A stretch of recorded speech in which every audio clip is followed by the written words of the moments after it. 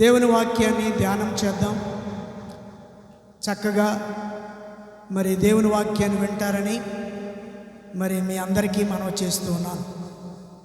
ఈరోజు సంఘములో మరి ప్రభురాత్రి భోజనం, ప్రభురాత్రి సంస్కారం అనేటువంటిది జరగబోతూ ఉంది. మనకు తెలుసు, ప్రతి నెల మొదటి వారం మరి రొట్టె ద్రాక్షారసంలో మనం పాలు పంపులు పొందుతూ ఉన్నాం. వాటి నిమిత్తం మరి ఎంతమందికి క్షుణ్ణంగా తెలుసో, సంపూర్తిగా, క్షుణ్ణంగా అంటే సంపూర్తిగా తెలుసో తెలియదో నాకైతే తెలియదు, కానీ మరలా మనం జ్ఞాపకం చేసుకుంటూ కొన్ని సంగతులను ఈరోజు ధ్యానం చేద్దాం. ప్రభురాత్రి భోజనం, లార్డ్ సప్పర్ ఇంగ్లీష్లో అంటారు. దీనిని మనం చూసినప్పుడు బైబిల్లో వివిధ పేర్లు దీనికి ఉన్నాయి. ప్రభురాత్రి భోజనం ఒకటి, ప్రభురాత్రి భోజనం లార్డ్ సప్పర్ 1 కొరింథీయులకు రాసిన పత్రిక 11:20-21 కనబడుతుంది. చదవద్దులండి. అలాగే రెండవ పేరు రొట్టె విరుచుట. ఏంటండి? మొట్టమొదటిది ప్రభురాత్రి భోజనం, రెండవది రొట్టె విరుచుట. దీన్ని బ్రేకింగ్ ఆఫ్ ద బ్రెడ్ అని అంటారు. అపోస్తల కార్యములు 2వ అధ్యాయం 42వ వచనంలో మనకి ఈ పదం కనపడుతుంది. అలాగే మూడవదిగా ప్రభు బల్ల, the table of the lord. 1 కొరింథీయులకు రాసిన పత్రిక 10వ అధ్యాయం 21వ వచనంలో ఈ పదం కనపడుతోంది, ప్రభు బల్ల. నాలుగవదిగా ఆశీర్వచనపు పాత్రలో పాలు పుచ్చుకొనుట. ఏంటండి? ఆశీర్వచనపు పాత్రలో పాలు పుచ్చుకొనుట. ఇది communion of the body and blood. 1 కొరింథీయులకు రాసిన పత్రిక 10వ అధ్యాయం 16వ వచనంలో ఈ పదం కనపడుతుంది.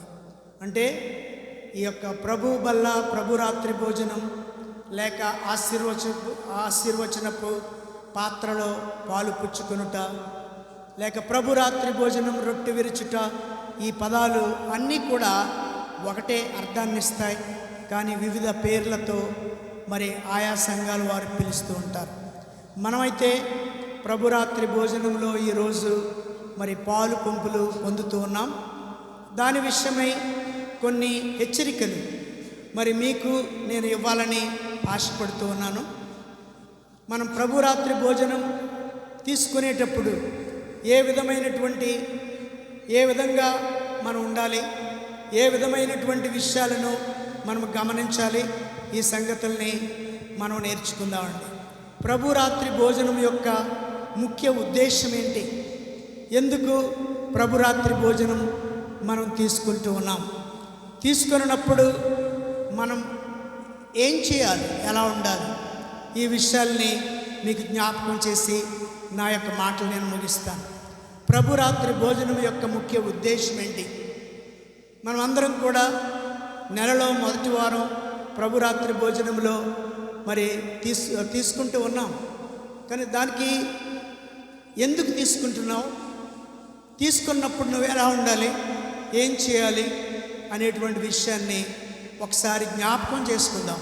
మీకు తెలిసి ఉండొచ్చు కొన్ని విషయాలు, అయితే తిరిగి జ్ఞాపకం చేసుకునుట మన కర్తవ్యం. కనుక 1 కొరింథీయులకు రాసిన పత్రిక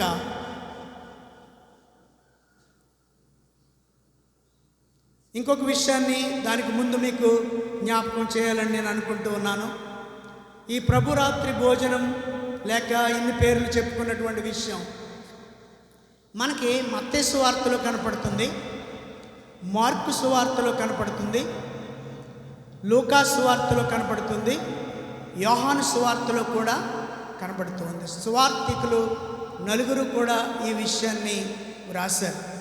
అంతేకాకుండా అపోస్తుడైన పౌలు కూడా కొరింథీయులకు రాసిన పత్రికలో దీనిని గురించి బహు చక్కగా మరి విశ్లేషణంగా వ్రాసినటువంటి విషయాన్ని మనము మరి 1 కొరింథీయులకు రాసిన పత్రిక 11వ అధ్యాయంలో మనం చూస్తాం.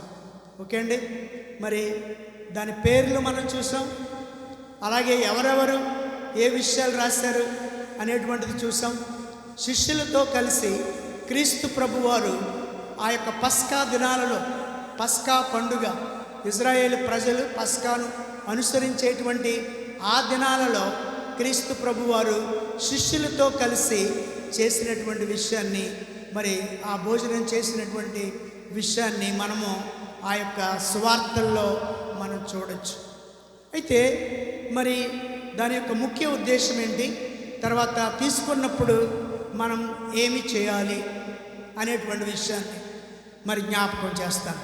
1 కొరింథీయులకు రాసిన పత్రికలో 11వ అధ్యాయం 23 నుంచి 25 వరకు చదువుకుందాం.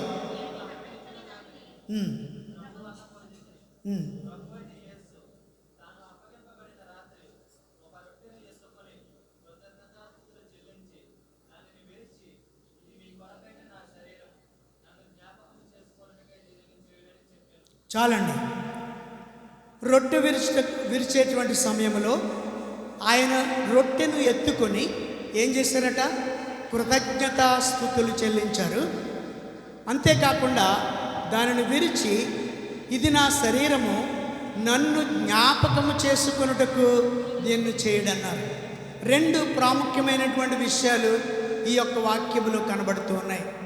మనము ఆ యొక్క రొట్టెను కానీ ద్రాక్షారసాన్ని కానీ తీసుకునేటప్పుడు దేవునికి మొట్టమొదట మనము కృతజ్ఞతాస్తుతులు చెల్లించాలి. ఎందుకు అనంటే, క్రీస్తు ప్రభువారు మన నిమిత్తం ఈ లోకానికి వచ్చి, మన పాపముల నిమిత్తం ఆయన అప్పగించబడి, సిలువ వేయబడి, కొరడా దెబ్బలు తిని, మరి ఆయన చనిపోయి సమాధి చేయబడి తిరిగి లేచినటువంటి సంగతిని ఒకసారి జ్ఞాపకం చేసుకుంటూ మనము ఆయనకి కృతజ్ఞతాస్తుతులు చెల్లించాలి.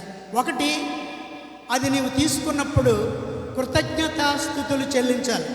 ఊరికే పాస్టర్ గారు ఇచ్చారు కదా చేతిలో తీసుకొని లడుక్కుమని వేసేసుకోవటం కాదు. దాని నిమిత్తం మనం ప్రార్థన చేయాలి, కృతజ్ఞతలు తెలియపరచాలి దేవునికి. ఎందు నిమిత్తం నువ్వు తీసుకుంటూ ఉన్నావు, ఏ కారణం చేత నువ్వు తీసుకుంటూ ఉన్నావు, మరి ఏ విధంగా నీకు ఆ ధన్యత, తీసుకునేటువంటి ధన్యత దక్కింది.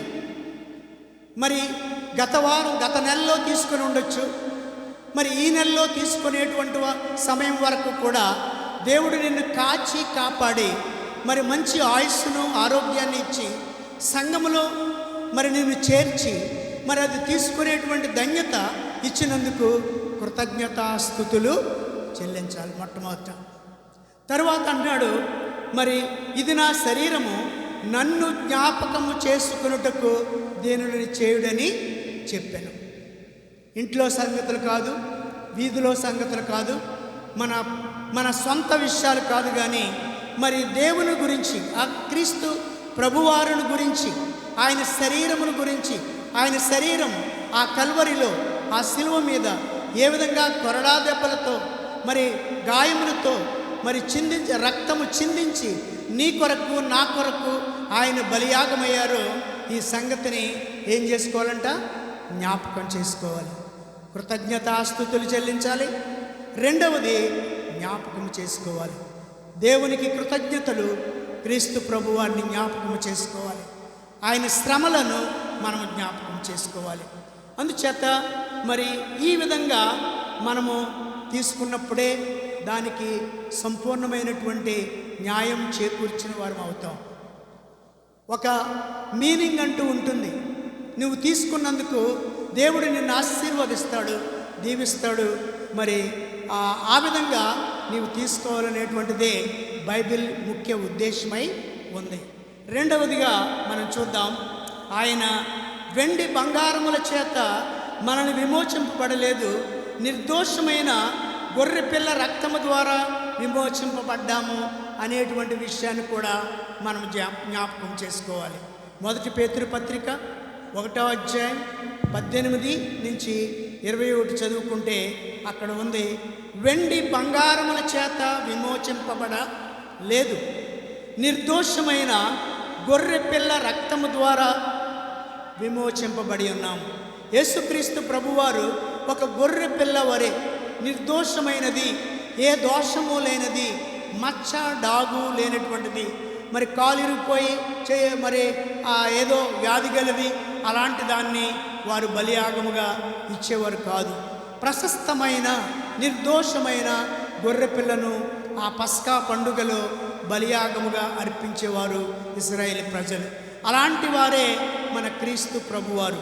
కాబట్టి వెండి బంగారాల చేత మనము విమోచింపబడలేదు. మన యొక్క పాపముల విషయమై వెండి బంగారాలు చేత మనం ఆ యొక్క విమోచన లేక ఆ యొక్క పర సంబంధమైనటువంటి ఆశీర్వాదాలు మనం పొందలేదు. నిత్య జీవాన్ని మనం పొందాము అని అంటే అది ఏ విధంగా పొందాము అని అనగా క్రీస్తు ప్రభువారి యొక్క త్యాగము ద్వారా, ఆయన చేసినటువంటి బలియాగము ద్వారా. అంతేకాని వెండి బంగారాలు ఇచ్చి నీవు విమోచింపబడలేదు, నీవు పాపములో నుంచి బయటికి రాలేదు. పూర్వకాలం అనగా ఇశ్రాయేలీల యొక్క ధర్మశాస్త్ర యుగంలో ఆ యొక్క మరి ప్రజలు 30 వెండి నాణాలు ఇచ్చి బానిసను మరి వారు విడిపించేవారు. ఎవరికైనా బానిసత్వం కలిగి ఉన్నాడు అంటే వాడిని విడిపించాలి అంటే 30 వెండి నాణేలు చెల్లించి ఆ యొక్క బానిసత్వం నుంచి విడిపించేవారు. అలాగా మనల్ని పాపము నుంచి క్రీస్తు ప్రభు వారు విడిపించారు అంటే మన నిమిత్తం వెండి బంగారాలు ఆయన చెల్లించలేదు. ఏం చెల్లించారండి? ఆయన గొర్రె పిల్ల వంటి ప్రశస్తమైన నిర్దోషమైన గొర్రె పిల్ల వంటి ఆయన రక్తం మన కోసం చిందించి మనల్ని విమోచించారు. అందుకని ఇది జ్ఞాపకం చేసుకోవాలి. అందు నిమిత్తం ఈ యొక్క మరి ప్రభురాత్రి భోజనాన్ని మనం తీసుకుంటున్నప్పుడు ఈ విషయాలు జ్ఞాపకం చేసుకోవాలి. ఇంకా మనం చూసినట్లయితే మన పాపముల నిమిత్తం మన కొరకు ఆయన సిలువలో మరణించి మనకు మరణ భయము లేకుండా చేశారు. నేను నరకానికి వెళ్ళిపోతాను, నరకములో యాతన పడతాను, నిత్యము మరి నా శరీరం కాల్చబడుతుంది, నేను నా ఆత్మను నరకానికి యాతన చేసుకుంటాను, మరి నరకానికి దాసుడైపోతాను అని భయము లేకుండా మనల్ని ఆయన విమోచించారు. అనగా మరణ భయము అనేటువంటిది మనకు లేకుండా చేశారు. స్వాభావికమైనటువంటి మరణం ప్రతి వ్యక్తి మరణిస్తాడు. ఈ శరీరం మరణించవలసిందే. ఆ మరణం మనం తప్పించబడలేము. కానీ ఆ యొక్క నిత్య నరకం అనేటువంటి ఆ నరక యాతన దాన్ని తప్పించుకోవాలి అంటే క్రీస్తు ప్రభువారు చిందించిన ఆ విలువైన రక్తము, ఆయన శరీరాన్ని మనము జ్ఞాపకం చేసుకుంటూ ఈ రొట్టె ద్రాక్ష రసాన్ని మనము తీసుకోవాలి. అందుచేత భయము లేకుండా చేసి రక్షణ కలుగజేసి నిత్య జీవాన్ని ఇచ్చారని కృతజ్ఞతలు తెలుపుకుంటూ జ్ఞాపకము చేసుకొని ఆయన శ్రమను, ఆయన త్యాగాన్ని, ఆయన ప్రేమను మనం జ్ఞాపకం చేసుకోవాలి. ఇది మనం చేయవలసినటువంటి పని. ఎప్పుడు ఆ యొక్క రొట్టె ద్రాక్ష రసాన్ని మనం తీసుకుంటూ ఉన్నప్పుడు. ఇంకొక విషయాన్ని మనము మరి ఆలోచన చేద్దాం. ఫిలిప్పీయులకు రాసిన పత్రిక 2వ అధ్యాయం 5వ వచనం నుంచి 8వ వచనం వరకు చదువుకుంటే, దేవుని స్వరూపము కలిగిన వాడైన దేవునితో సమానముగా ఉండుట నేను ఉండకూడదు అని ఆయన ఎంచుకొని పరలోకము నుంచి ఈ లోకానికి వచ్చినటువంటి విషయాన్ని అపోస్తుడైన పౌలు ఫిలిప్పీ సంఘానికి వ్రాసినటువంటి సంగతి అక్కడ మనకు కనబడుతోంది. చదవండి. క్రీస్తు యేసునకు కలిగిన మనస్సు మనం కూడా కలిగి ఉండాలట.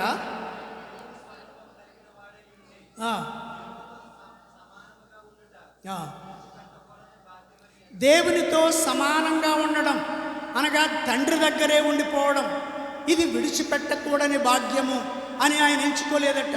ఆయన విడిచిపెట్టాడు ఆ భాగ్యాన్ని, ఆ పరలోకాన్ని విడిచిపెట్టాడు, ఆ ఆనందాన్ని విడిచిపెట్టాడు, తండ్రి సముఖమును విడిచిపెట్టాడు.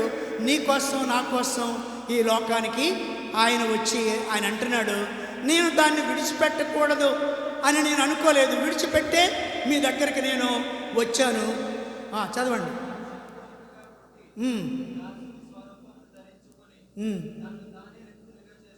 తన్ను తాను రిక్తునిగా చేసుకున్నాడు. ఆ ఖాళీగా చేసుకున్నాడు. ఏమీ లేనటువంటి వానిగా చేసుకున్నాడు.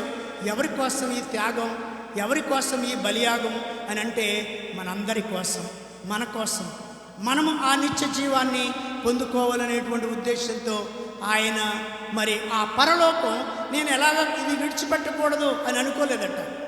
దీన్ని నేను చేతులారా ఎందుకు నేను విడిచిపెట్టాలి అని అనుకోలేదట. మన నిమిత్తమే వచ్చేసాడు ఆయన. మన నిమిత్తమే భూమి మీద 33.5 సంవత్సరాలు జీవించి మనకు మాదిరిగా ఉంచిపోయాడు ఆయన. కాబట్టి మనల్ని రక్షించాలి అనేటువంటిదే ఆయన ముఖ్య ఉద్దేశం. నిత్య జీవాన్ని ఇవ్వడానికి ఆయన వచ్చాడు. కాబట్టి కృతజ్ఞతాస్థుతులు చెల్లించాలి. అలాగే ఆయనను మనము జ్ఞాపకం చేసుకోవాలి. ఈ 2 సంగతులు మనం మొట్టమొదట అది తీసుకునేటప్పుడు చేయవలసినటువంటి విషయం. కాబట్టి రెండవదిగా మనం ఆలోచన చేద్దాం. మొట్టమొదటిగా ఏం చేయాలి? కృతజ్ఞతాస్థుతులు చెల్లించాలి. తర్వాత క్రీస్తు ప్రభు వారి యొక్క శ్రమలను జ్ఞాపకం చేసుకోవాలి. అది మొదటిది. రెండవదిగా మనం చూద్దాం. 1 కొరింథీయులకు రాసిన పత్రిక 11వ అధ్యాయం 26వ వచనంలో, ఈ రొట్టె తిని ఈ పాత్రలోని త్రాగునప్పుడల్లా ఆయన మరణాన్ని ప్రచురించుదురు.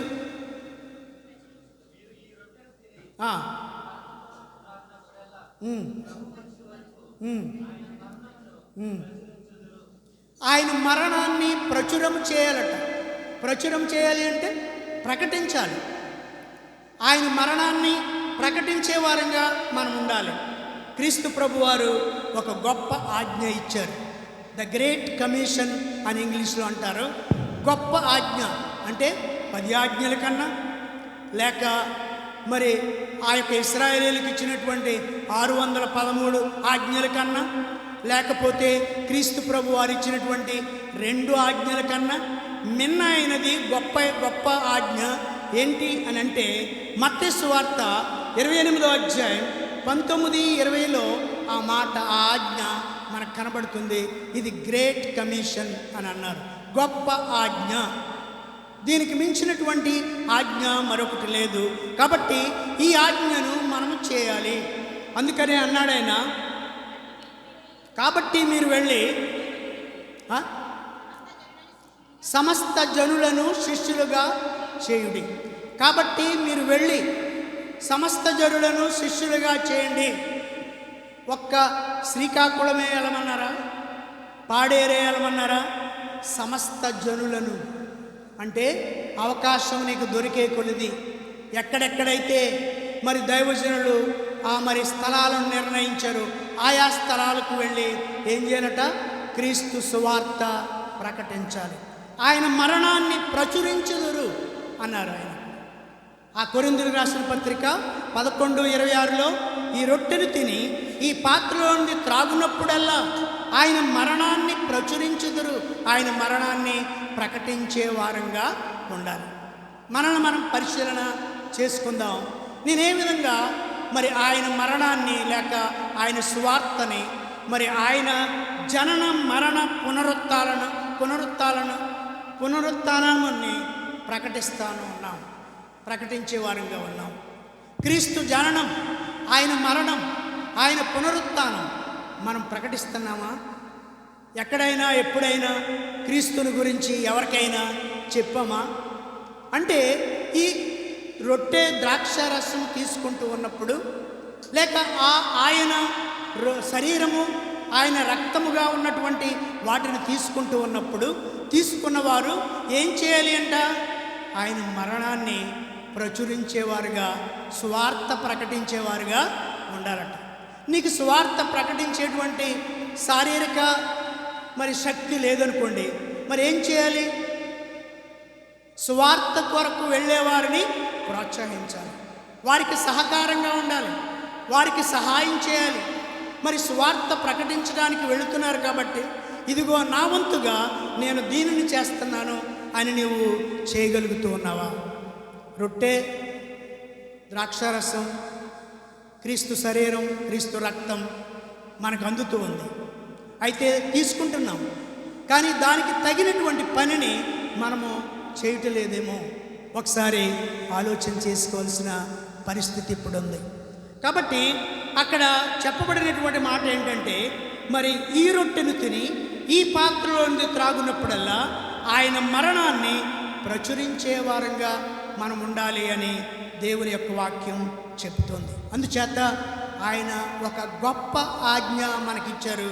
ఇదిగో కాబట్టి మీరు సర్వ సృష్టికి సువార్తను ప్రకటించండి, తండ్రి యొక్కయు కుమారుని యొక్కయు పరిశుద్ధాత్మ నామములో వారికి బాప్తిస్మం ఇవ్వండి.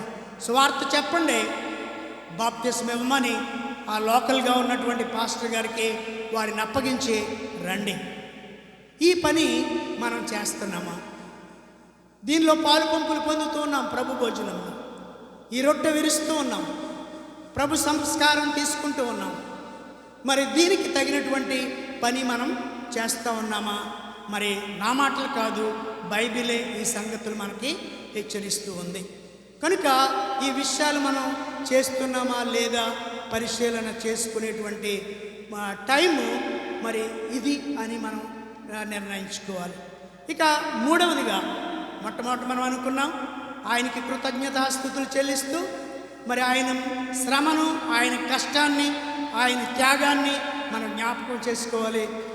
తరువాత ఆయన సువార్తను ప్రకటించే వారంగా ఉండాలి. రెండవది.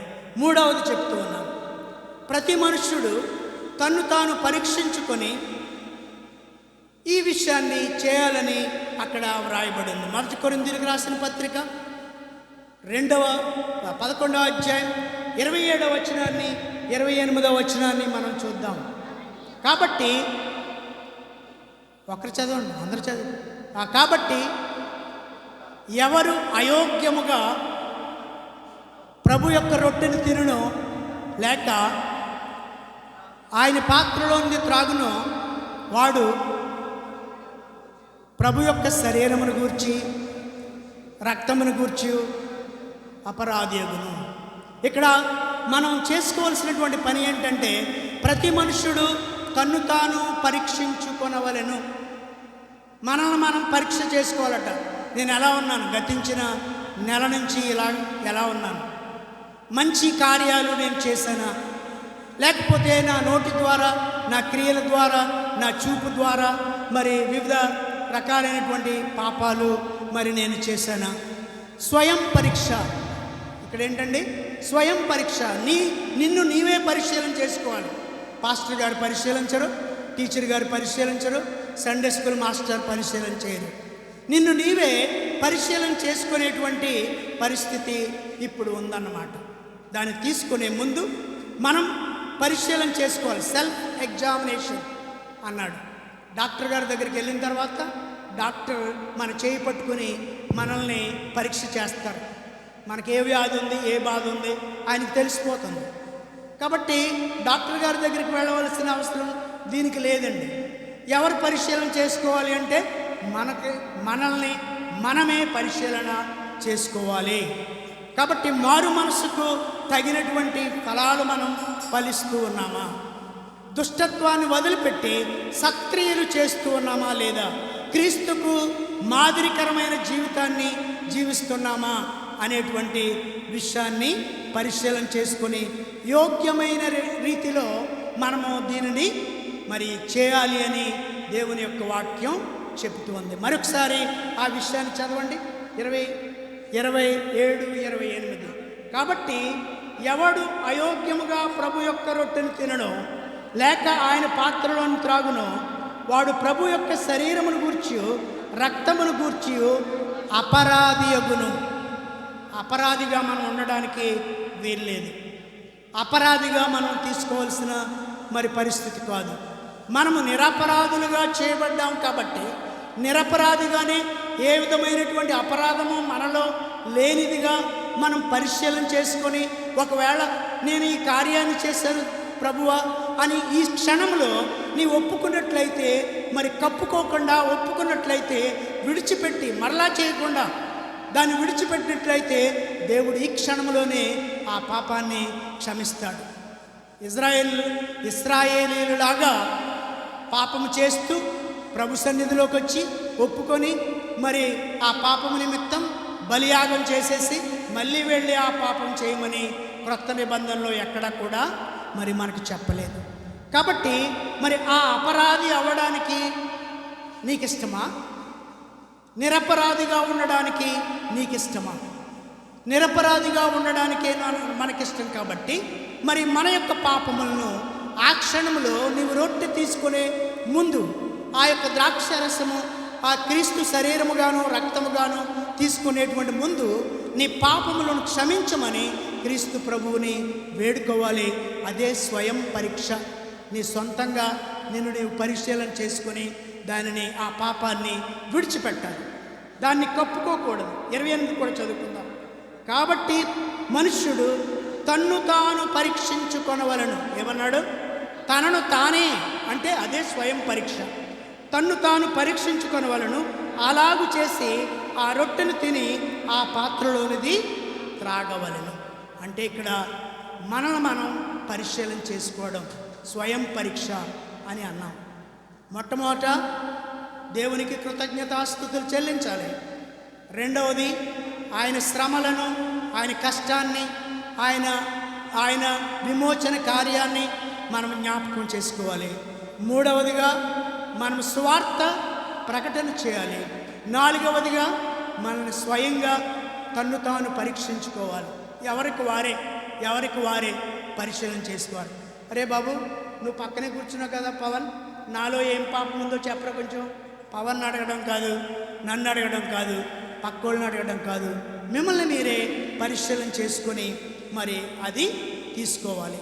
2 కొరింథీయులకు రాసిన పత్రిక 11లోనే 29వ వచనాన్ని మనం చదువుదామండి.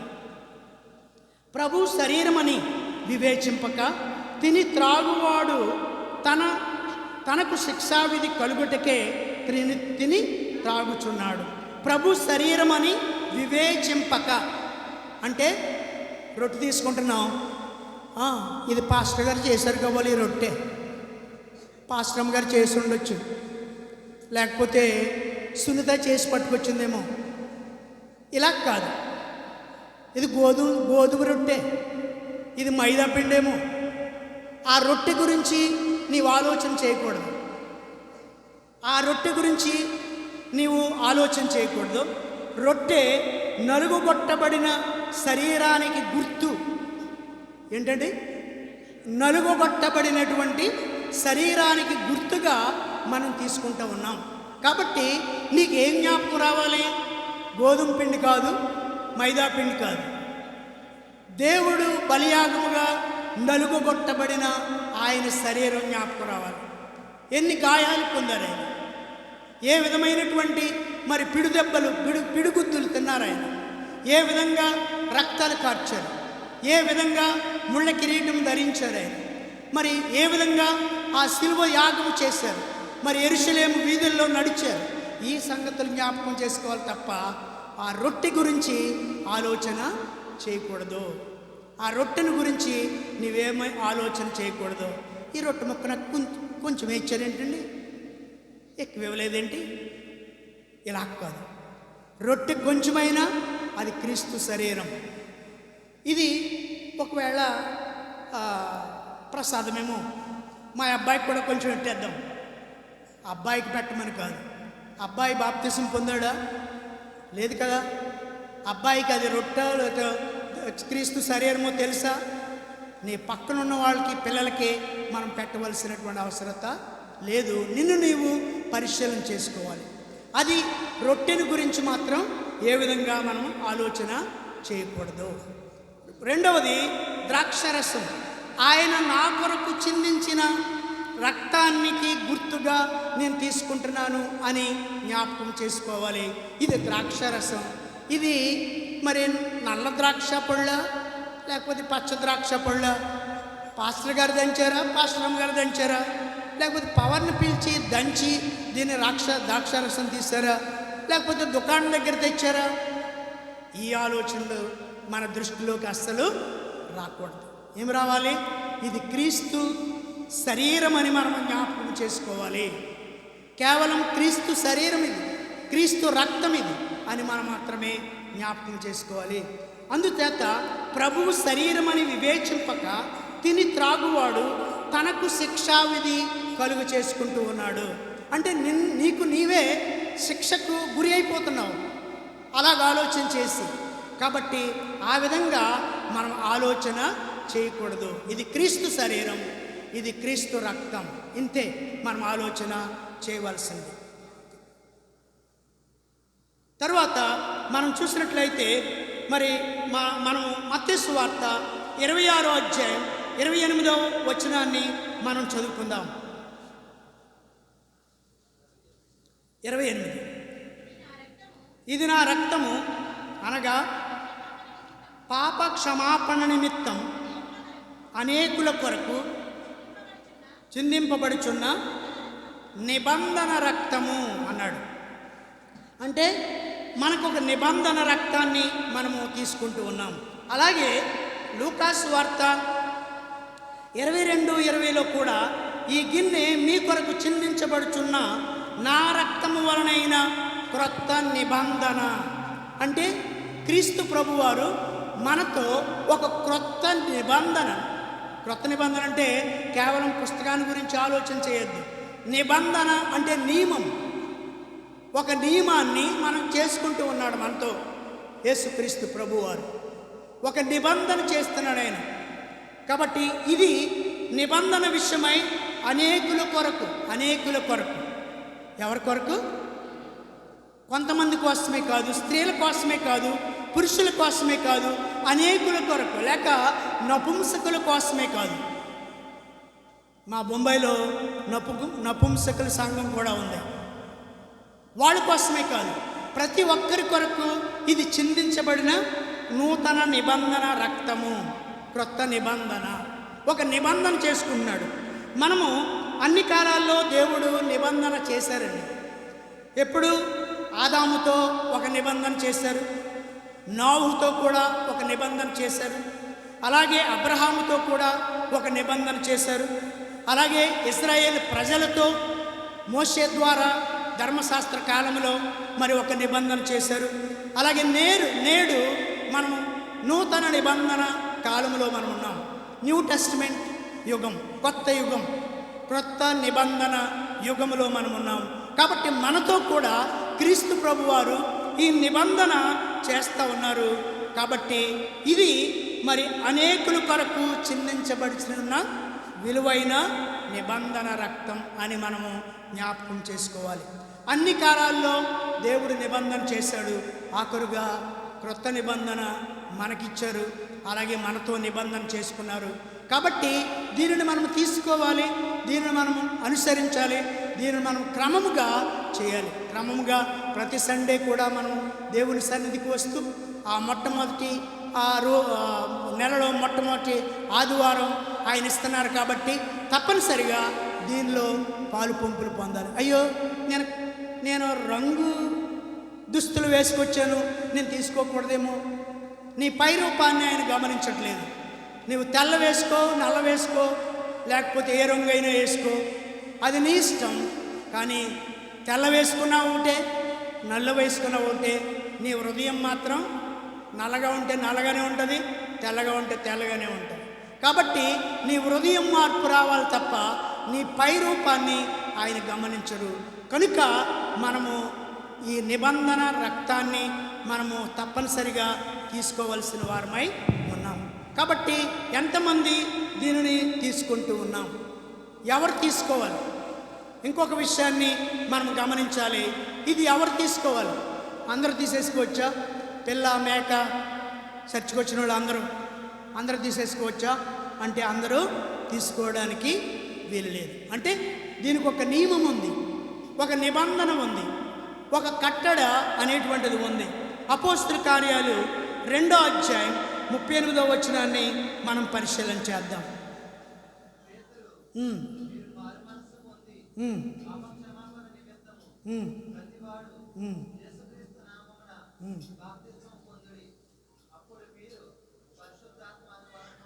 ఇక్కడ 2వ అధ్యాయం అపోస్తల కార్యాలు 38లో మరి ఈ ప్రకారంగా రాయబడింది, క్రీస్తునందు విశ్వాసం ఉంచాలంట. ఏం చేయాలండి? క్రీస్తునందు విశ్వాసం ఉంచాలి. తరువాత మారు మనస్సు పొందాలి. మారు మనస్సు పొందాలి. పాప క్షమాపణ నిమిత్తం మనం ఏం చేయాలట? బాప్తీసం పొందాలి. తండ్రి, కుమార, పరిశుద్ధాత్మ నామములో బాప్తీసం పొంది ఉండాలి. అప్పుడు పాప క్షమాపణ నిమిత్తం ప్రతి వారు కూడా మరి బాప్తీసం పొంది ఆ తరువాత మాత్రమే తీసుకోవాలి. బాప్తీసం పొందకుండా పాస్టర్ గారు నాకు కూడా ఇచ్చేయండి, అదేదో నాకు కూడా ఇచ్చేయండి అంటే కుదరదు. కాబట్టి నీవు క్రీస్తులో బ్రతుకుతూ ఉన్నట్లయితే, క్రీస్తునందు విశ్వాసం ఉంచుతున్నట్లయితే, మరి నీ యొక్క మరి నాయకునికి లేక నీ యొక్క మరి సంఘ కాపరికి నిన్ను నీవు తెలియపరుచుకొని తప్పనిసరిగా మారు మనసు పొంది పాప క్షమాపణ నిమిత్తం ఆ తండ్రి, కుమార, పరిశుద్ధాత్మ నామములో బాప్తిసం పొంది ఆ తరువాత నీవు ఈ రొట్టె, ఈ ద్రాక్షరసం, క్రీస్తు శరీరములో, రక్తములో పాలు పంపులు పొందడానికి సంపూర్ణమైనటువంటి యోగ్యుడు. ఒకసారి మా ఊరు కాదు, మా బొంబాయిలో ఒక క్యాథలిక్ చర్చ్కి వెళ్ళాం మేము. క్యాథలిక్ చర్చ్కి వెళ్ళిన తర్వాత క్యాథలిక్ పాస్టర్ ఏం చేస్తారు అంటే, ఈ రొట్టె, ద్రాక్షరసం ఆయన మన దగ్గరికి రారు, ఆయన అక్కడే నిలబడతారు. అక్కడే నిలబడి ద్రాక్షరసం కప్పు ఉంటుంది, ఆ తర్వాత రొట్టె కూడా కాదు, అదేదో మార్కెట్లో చేసినటువంటి బిస్కెట్లా ఉంటుంది, స్లైస్లా ఉంటుంది. అది వచ్చిన వాళ్ళకి, లైన్లో వచ్చిన వాళ్ళకి దాంట్లో ముంచి అని అంటే మన చేతితో కూడా ముట్టుకోం, అని అని అంటే ఆయన మన నాలుగు మీద పెడతాడు. అలాగే నేను కూడా వెళ్ళిపోయాను. బాప్తిసం తీసుకున్నాను కదా అని నేను కూడా వెళ్తే, ఆర్ యూ క్యాథలిక్ అని అడిగాడు. నువ్వు క్యాథలిక్వా అని అడిగాడు. No, I'm Protestant. నేను క్యాథలిక్ అని కాదు, నేను ప్రొటెస్టెంట్ అని చెప్పినప్పుడు, నో నో సార్, సారీ అన్నాడు. నాకు ఇవ్వలేదు. అలా కాకుండా మరి పాప క్షమాపణ నిమిత్తం మనల్ని సరిచేసుకొని మారు మనసు పొంది పాప క్షమాపణ నిమిత్తమై మరి బాప్తిసం పొంది ఆ తరువాత నీవు తప్పనిసరిగా తీసుకోవచ్చు. పిల్లలకి బాప్తిసం ఇచ్చేస్తున్నామా మనం? పాస్టర్ గారు, పిల్లలకి ఉయ్యాల తొట్టులో ఉండగానే నీళ్లు చిలకరించేసో, లేకపోతే నెత్తి మీద ఇలాగా అనేసో బాప్తిసం ఇచ్చేస్తున్నాం, ఇలా తీసుకురాము, ఇక్కడ ప్రార్థన చేస్తాను అని చెప్పేసి ఇచ్చేస్తున్నామా? ఇవ్వట్లేదు. మరి క్రీస్తు ప్రభువారి గురించి, ఆయన త్యాగము గురించి, ఆయన విమోచన గురించి మరి తెలిసినటువంటి వారికే మనం బాప్తిసం ఇస్తున్నాం. అలాంటి వారే దీనికి యోగ్యులు అని చెప్తూ ఉన్నాం. కాబట్టి మరి బాప్తిసం తీసుకున్నటువంటి ప్రతి వారు కూడా తప్పనిసరిగా ఈ ఆదివారం మరి ప్రభు సన్నిధిలో ఉండి, ఈ ఆదివారమే కాదు ప్రతి ఆదివారం కూడా దైవ సన్నిధికి రావాలి. ఈ మొదటి ఆదివారం తప్పనిసరిగా దీనిలో పాలు పంపులు పొందాలి. రకరకాలుగా కొన్ని సంఘాలు ప్రతి వారం ఇస్తాయి. మా సంఘాల్లో మేము ప్రతి వారము ఇది చేస్తాం. అలాగే కొన్ని సంఘాల్లో 6 నెలలకోసారి, 3 నెలలకోసారి, నెలకోసారి ఈ విధంగా చేసేటువంటి పద్ధతి కూడా ఉంది. ఏది ఎప్పుడు ఎలా చేసినప్పటికీ కూడా నీవు తీసుకోవలసిన జాగ్రత్తలు మాత్రం ఇవే. ప్రతివారు నువ్వు రోజు తీసుకో, లేకపోతే వారానికోసారి తీసుకో, ఏదైనా తీసుకో, అది నీ ఇష్టం. కాబట్టి ఇక్కడ మరి మనం చేయవలసినటువంటిది బాప్తిసం తీసుకున్న వారికే ఇది మనం ఇవ్వాలి. అది ప్రసాదం కదా అని చేయి చాపేయడం కాదు. ఇకపోతే దీని ఫలితం ఏంటి? ఇది చేస్తున్నాం కదా, మరి దీని ఫలితం ఏంటి? ఇది చేయటం వలన మనకి ఏంటి లాభం అని మనం ఆలోచన చేస్తే, అంచె దినమున వారు లేపబడుదురు అని ఉంది. అంచె దినమున, ఏదో అంచె దినం, ఈవేళ రేపు క్రీస్తు రాకడ. క్రీస్తు రాకడలో మనం లేపబడాలి అంటే, ఒకవేళ చనిపోతే నీవు లేపబడతావు. సజీవుల లెక్కల్లో నీవు ఉంటే నీవు వెంటనే కనురెప్పపాటులో నీ దేహం మారిపోతుంది, మహిమ దేహంగా మారుతుంది, నీవు పరలోకానికి ఎత్తబడతావు. సజీవుల్లో సజీవుడిగా నీవు ఉంటే, చనిపోతే సమాధిలో నుంచి నీవు తిరిగి లేస్తావు. అంచె దినమున వారు లేపబడుదురు అనే మాట మనం యోహాను సువార్త 6వ అధ్యాయం 54వ వచనంలో మనం చూస్తాం. చదవండి. 54, 6:54, 53 నుంచి 58 వరకు కంటిన్యూగా చదివాడు.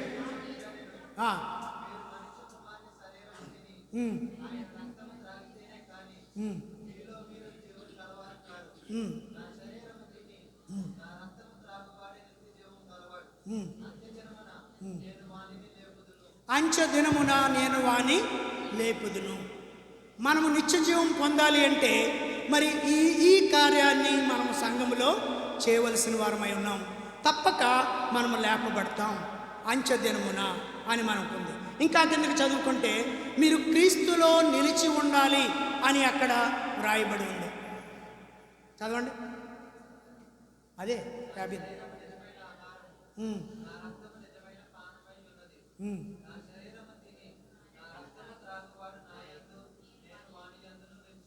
క్రీస్తులో మనం నిలిచి ఉంటాం, అంచెదినమున లేపబడతాం, క్రీస్తులో నిలిచి ఉంటాం.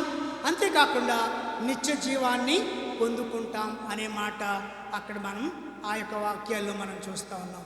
ఫలితం ఏంటి మనం తీసుకోవడం వల్ల? ఊరికే కేవలం నామకార్థంగా తీసుకుంటున్నామా? ఇక్కడ కాదు. మనము అంచెదినమున లేపబడాలి. సజీవ లెక్కల్లో ఉంటే, నీవు బ్రతికుంటే క్రీస్తు వారు వచ్చేటప్పటికి నీవు మహిమదేహము ధరించుకొని కనురెప్ప పాటులో, కనురెప్ప మూసి తెరిచే లోపల ఎంత టైం పడుతుందండి? ఆరోగ్యంగా ఉన్నాం కదా, కనురెప్ప పాటు మూసి వేసేటప్పటికి క్షణాలు కూడా పట్టం. అంత సమయంలోనే మహిమదేహం ధరించుకుంటాం, మనము ఎత్తబడతాం. కాబట్టి క్రీస్తులో మనము నిలిచి ఉండాలంటే ఆయన వచ్చి పర్యంతం ఆయనలో నిలిచి ఉండాలి, ఆయనలో ఉండాలి, ఆయన కార్యాలు చేయాలి, ఆయనకు మాదిరిగా మనం జీవించాలి, మన ప్రవర్తన బాగుండాలి, సంఘములో మరి అంటుకట్టబడి ఆయనతో మనం ఉండాలి. మరి అప్పుడే ఆయనలో నిలిచి ఉన్నప్పుడే ఈ యొక్క ధన్యత మనకి దక్కుతూ ఉంది. తర్వాత నిత్య జీవం మనం పొందుతాం. నిత్యము జీవించేటువంటి పరిస్థితి నీవు కలిగి ఉంటావు. అంటే నరకం యాతన అనేటువంటిది తప్పించబడుతుంది. పరలోకములో నిత్యము తండ్రి, కుమార మరి ఆ పరిశుద్ధాత్మ సమక్షములో మనం ఉంటాం. ఇది దేవుడు మనకిచ్చినటువంటి గొప్ప ధన్యత. కాబట్టి అందుకే మనం సంఘములో ఈ యొక్క క్రీస్తు శరీరాన్ని, ఆయన రక్తాన్ని అనగా ఆ రొట్టెను, ఆ ద్రాక్ష రసాన్ని, ప్రభురాత్రి భోజనంను మనం చేస్తూ ఉన్నాం. కనుక దీనిలో పాలు పంపులు పొందడానికి మరి క్రీస్తు ఇప్పుడు వస్తారో, రేపు వస్తారో, ఏ క్షణం వస్తారో మనకు తెలియదు. కాబట్టి ప్రతివారు రక్షించబడాలి, ప్రతివారు మరి బాప్తిసం పొంది ఉండాలి. దీనిలో పాలు పంపులు పొందుచు మన జీవన యాత్రను మరి సాగిస్తూ ఉండాలి. అప్పుడే మనము తప్పనిసరిగా ఆ యొక్క నిత్య జీవాన్ని పొందుకుంటాం. అలాగ చేసి ఆ రొట్టెను తిని ఆ పాత్రలోని త్రాగుదాం. కేవలము ఇందువలన మరి వాళ్ళంట మరి ఇది ప్రభు శరీరం అని వివేచింపక తిని త్రాగువాడు తనకు శిక్షావిధి కలుగు చేసుకుంటున్నాడు. అంతేకాకుండా ఇందువలనే మీలో అనేకులు బలహీనులను, రోగులై ఉన్నారు, చాలామంది నిద్రించుచున్నారు. అంటే ఇది పొందకుండానే చాలామంది నిద్రిస్తూ ఉన్నారు, పాపములోనే నిద్రిస్తూ ఉన్నారు. కాబట్టి ప్రియమైన సోదరి సోదరుడా, ఈ విషయాలు ఒకసారి ఆలోచన చేయి. మనం ఏం చేయాలట? మొట్టమొదట కృతజ్ఞతాస్తుతులు చెల్లించాలి. రెండవది ఆయన జ్ఞాపకం చేసుకోవాలి. మూడవది సువార్తను ప్రకటించాలి. నాలుగవది స్వపరీక్ష, మనల్ని మనం పరిశీలన చేసుకోవాలి. ఇది రొట్టె, ఇది ద్రాక్షరసం, వాటిని గురించి మనం ఆలోచించకూడదు. ఇది క్రీస్తు శరీరం, ఇది క్రీస్తు రక్తం అని మాత్రమే ఆలోచన చేయాలి. అప్పుడే మనము ఆ యొక్క ఫలితాన్ని మనం పొందుతాం. కాబట్టి ప్రియ సోదరుడా, సోదరి, క్రీస్తు వచ్చి పర్యంతరము కూడా మనము ఈ రొట్టె ద్రాక్షరసంలో పాలు పంపులు పొందుతూ ఆయనకి నమ్మకంగా జీవిద్దాం. దేవుడి మాటలు మనందరి కొరకు ఆశీర్వదించునుగాక. ఆమేన్. చిన్న ప్రార్థన చేసుకుందాం. మహిమా స్వరూపుడైన మా తండ్రి, పరిశుద్ధులైన దేవ, ఈ రొట్టె ద్రాక్షరసం కొరకు క్రీస్తు ఆచరించినటువంటి ప్రభురాత్రి భోజనం కొరకు ఈరోజు మమ్మల్ని ఆలోచింప చేసావు నా తండ్రి. మా యొక్క కనువిప్పు కలుగు చేసావు. మరి దీనిలో పాలు పంపులు పొందుతూ ఈ కార్యాలు మేము జరిగించి నీకు నమ్మకమైనటువంటి బిడ్డలుగా జీవించే భాగ్యం దయచేయమని మా ప్రభువును ప్రియరక్షకుడైన యేసుక్రీస్తు వారి నామములో ఈ ప్రార్థన అడిగి వేడుకుంటున్నాం తండ్రి. ఆమేన్.